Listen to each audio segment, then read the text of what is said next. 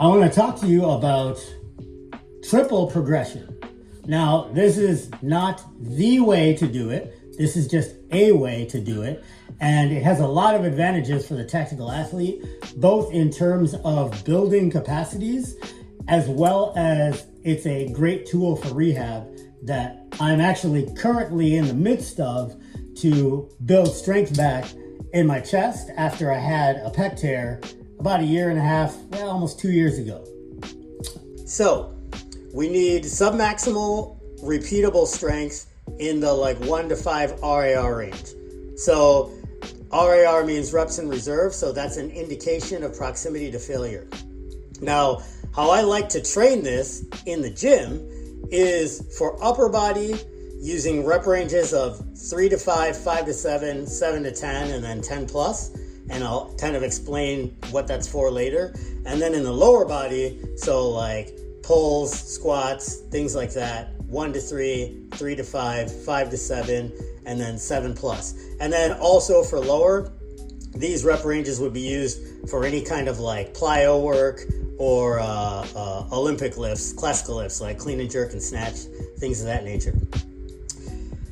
Set groupings, typically groups of 5, just because the RIR experience, let's call it, gets a little bit exotic once you get past 3 sets. And that's why there's a 1 to 5 RIR range there. So set 1 and 2, you might be like, oh, okay, this is 4 RIR. But then depending on how long you rest, sets 3 and 4, that 4 RIR might drop down to 1 or 2 RIR, and then that last set might be struggle city. So that's why 5 sets, because remember, we are trying to simulate repeated submaximal efforts in a fatigued state, but in the gym environment where it's safe and trainable. And then for the lower rep ranges, for the lower body in the lower rep ranges, so the 1 to 3 and the 3 to 5, depending, sometimes I like to extend that to 10 sets. So for instance, if you're doing one thing I like to do is front squat doubles and do 10 doubles of front squats, for instance, at 3-4 RAR load, something like that, where because the rep range is low, each set is not extremely fatiguing. So in order to get the equivalent volume that you would from the 5-set grouping, you need to do 10 total sets. Step 1, we make it to the top end of the rep range. We make it to the top of the rep range and RAR with really good control and form. So that means we kind of own that rep range. So what do I mean by that? Let's say you start at a weight where you can move 3 to 5 reps of it, and set 1, 5 reps is easy, right? Then set 2, a little bit of strain. Set 3, it's hard. Then set 4, it's 1 RAR and kind of sloppy. And then set 5, it's 0 RAR, close to failure, and it's real sloppy. Well, you obviously can't go up. If it's super, super sloppy, obviously it's too heavy, right? But we're talking about you can handle the weight, just not quite at that rep range. Well, hold what you got until you can get all the reps in all the sets, and by the time you do that, it's 5 RAR. So basically, they're all working sets, but on the bottom end of working sets, right? Minimally fatiguing. So now you own that weight in that rep range, okay? Then, the step 2, the second progression is, okay, so now you own 3 to 5 reps of that weight. Push it out to 5 to 7.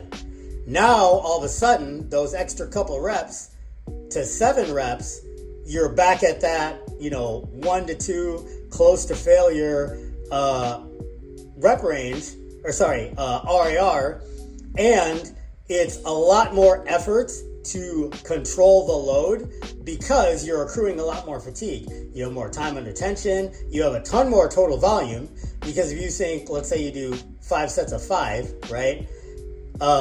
That's 25 total reps versus 5 sets of 7, that's 35 total reps. Now you're like, oh, well, that's only 10 more reps. Well, 10 more reps of, 100 pounds, that's another 1,000 pounds of volume, right?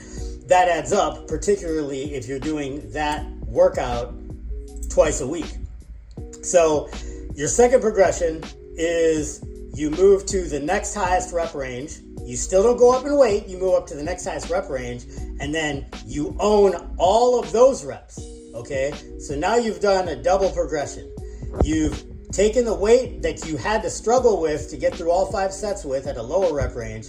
Now you're getting through multiple higher rep sets, and you can control it the entire time. Okay, so now we're at the second part of the triple progression, right? So you've owned 3 to 5 reps, you've owned 5 to 7 reps. Well, guess what? Your triple progression is you go back to 3 to 5, but at more weight. Does that make sense? So now, post-injury, almost 2 years post-injury, but no surgery, I finally jumped back into doing dumbbell presses again with the 55, just to be safe, using my triple progression system. So I started at 5 to 7 reps, and then eventually all 5 to 7 of those were easy to control and within about 5 RIR. So then I jumped up to 7 to 10 reps, and then same thing, easy to control, 5 RIR, and then I jumped back to 5 to 7, but with the 70s, and now I'm there.